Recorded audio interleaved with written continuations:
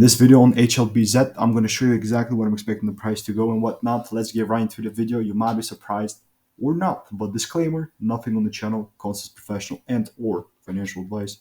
Having that out of the way, me and you right now can look at the bottom right corner. This is important.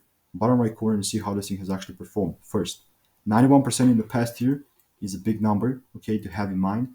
It's actually pretty big number to have.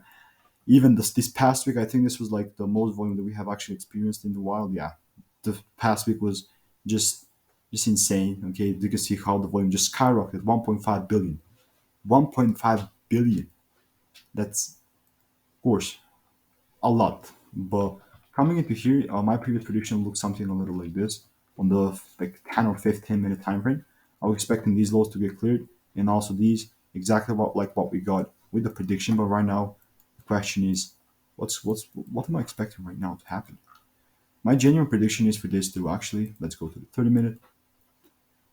We're still technically here. We have gaps that we might as well fill. So my genuine prediction is for this to kind of go a little bullish like this and whatnot. So let me know your thoughts on it.